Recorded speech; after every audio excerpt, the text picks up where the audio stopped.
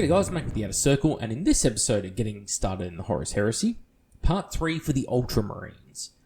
This is going to be a very short episode because there's not an awful lot to say with the Ultramarines. Just like the next two legions that we covered after this, the Salamanders and the Raven Guard. They're very, very thin on the ground.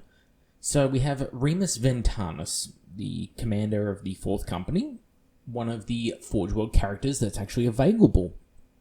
And, well, he is essentially a tooled up Legion Herald, I suppose. Has melter bombs, Legion standard, so he'll be scoring in the whatever unit he joins. He has Nuncio Vox, so a little bit of a buff there. But Artificer Armor, Iron Halo, okay. Adamantium Will, yes. War gear wise, he's just got nothing. He has a Mastercrafted Power Sword, does have rending because it's a Power Sword, and it's slightly improved rending. And the regular bolt pistol, like, he's just got no killing power whatsoever. And so taking him over a regular Legion Herald is not really, it's not really easy to justify because he doesn't bring any killing power to the table. You're just paying for a more expensive Herald. Now, I do like the Nuncio Vox, so it allows him to have a little bit more utility, and I like the built-in, Adamantium Will, Melter Bombs, that kind of thing. His Warlord trait is good. It's going to allow your units to auto-pass morale when they're near objectives, and I think for objective play, therefore, he is quite useful. But when you're not playing objectives, he's not anywhere near as useful, and that's a bit of a shame because, unfortunately, objectives are huge in Horus Heresy, but because they're not in every game, it means that his utility is going to swing wildly from game to game. Moving on from him, we have Honored Telemachus, who is a Ultramarines Contender named character, and he's awful as far as named characters go, but he is a slightly improved Contemptor Dreadnought. Weapon skill is 6, attacks is 4, has hatred for, I think, everything in the game, actually. And he has an assault cannon and a Gravis Power Fist. Yeah, he's a Dreadnought. He's a slightly more killy Contemptor Dreadnought. I don't know. If you're into him, take him, but he doesn't have anything that really marks him out as a character.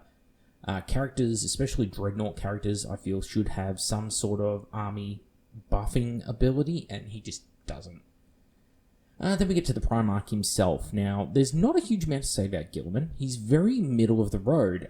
Once more, outclassed by Rogal Dawn on stats, because I will never let that weapon skill 8 Rogal Dawn die. His preternatural strategy rule is pretty cool though, so each turn you basically get to pick whether you take Furious Charge, Stubborn, Counterattack or Fleet, and you apply it army-wide. Now you can't double up on it, as in run it 2 turns in a row. But very handy, if you know you're going to be charged, pull off Counterattack. Maybe you know that one turn you're going to be charging, so use Furious Charge and then call Counterattack for the next turn when you get countercharged.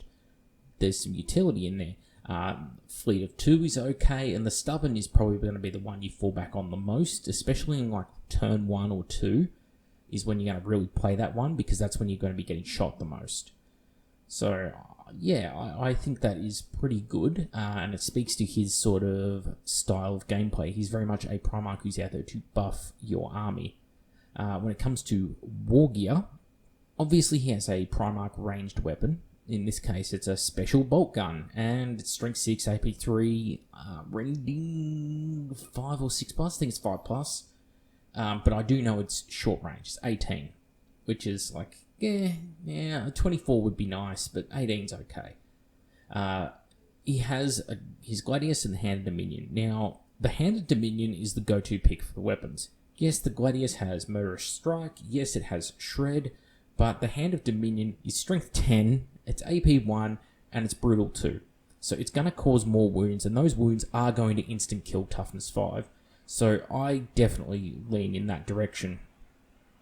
Yeah, the Power Sword, it has its moments, like maybe if you're trying to kill some sort of multi-wound creature, which is toughness 6 or higher, okay, maybe the sword. But you're going to be getting to the point then where you're starting to have trouble doing damage to them because you're not high enough strength. Guilliman is mostly 6s across the stat line. Yeah, there's not an awful lot to state here. He does have Cognis Signum as well, and Armor of Reason. So Armor of Reason is like a crappier version of Rogal Dawn's armor or something. I don't know how to describe it, but 2+, 4+, with re-rolling your first failed invul save each turn. Not failed save, failed invulnerable save.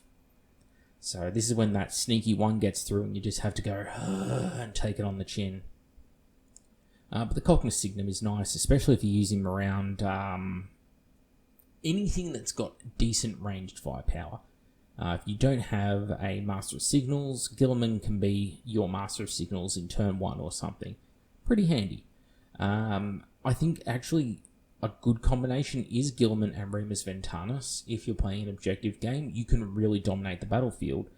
But of course, Remus Ventanus won't be your ward. That'll have to be Guilliman, and therefore you won't get the ward trait for awesomeness on objectives. You'll just get the scoring and such from Ventanus. So, yeah, it's a tough one. Anyway, that's it. That's the Ultramarines. Not a lot to talk about here, because there is not a lot to see here, unfortunately. Next episode is going to be on the Salamanders, which is going to be painful. Join me for that one. Back at the Outer Circle. See you all then.